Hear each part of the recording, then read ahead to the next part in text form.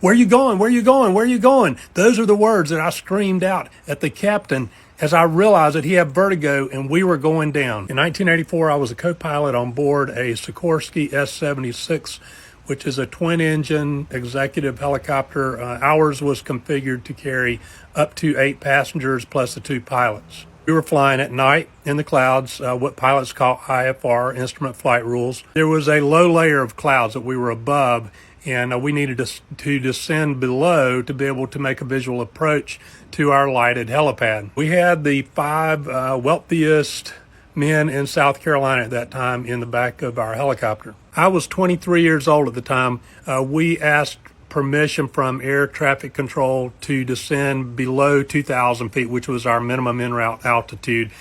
And they did give us permission to descend to 2,000 feet so that we could hopefully break out of that low layer of clouds and be able to see our lighted helipad and make a visual approach to it. But we were in and out of the bases at 2,000 feet. Kind of at the last minute, or at the last second, you might say, I spotted the helipad through a hole in the clouds. And I called that out to our captain. And it was his job up to that point to stay inside on instruments. It was my job to look out for the helipad. Once I spotted the helipad, I called it out to him. He said, "I've got it." He said, "Give me a before landing checklist and cancel IFR." And I did. I called the approach control and canceled IFR, instrument flight rules. And I began a before landing checklist. I was going through it kind of quickly because I knew we were close to our helipad and we didn't have a lot of time. I had to get the landing gear down, once we got below a certain speed.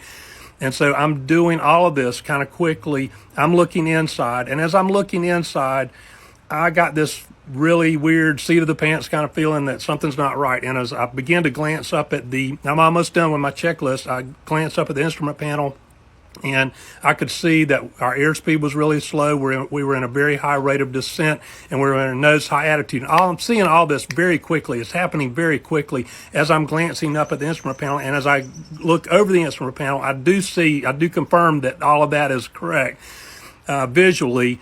And I'm yelling at the captain, "Where are you going? Where are you going? Where are you going?" Because I knew something was wrong. Well, what had happened was it was cloudy, and then after we broke out, we had there was a layer of fog. He lost sight of the helipad. He got a little bit steep, and I believe he lost sight of the helipad underneath the nose of the helicopter. And at that point, he didn't have a lot of ground references, so he got vertigo. He didn't know up from down, left from right. And the aircraft he lost control, basically. We began to settle down and backwards at a very high rate of descent.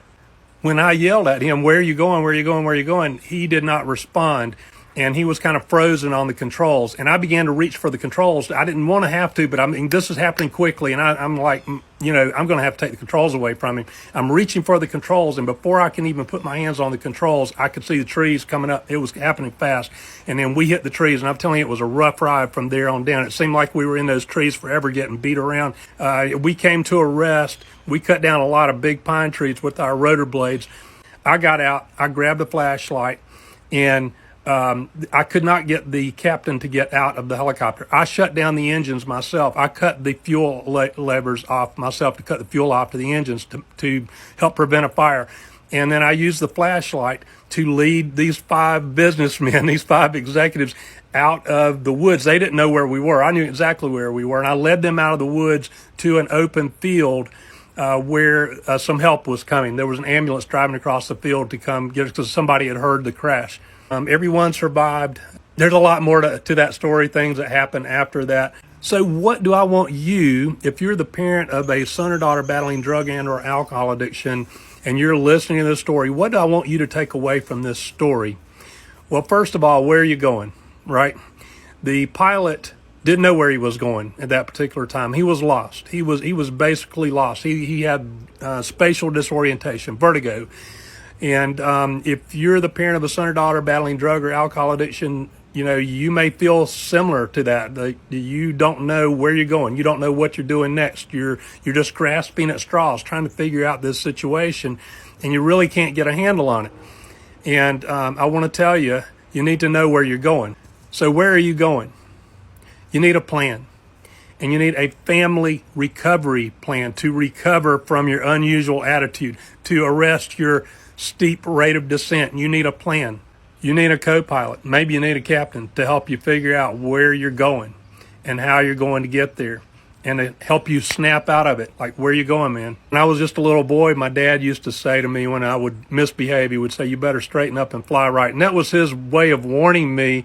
Now, he didn't know I was going to grow up to be a pilot, but that was his way of warning me that I better correct my behavior, or something else bad was going to happen soon. And I'm telling you now that you need to straighten up and fly right. You have an opportunity here to recover from this downward spiral that you're in. But it's going to be more likely that you'll be able to recover successfully if you have some help from someone who knows the ropes, and from someone who can see from the outside where you're going.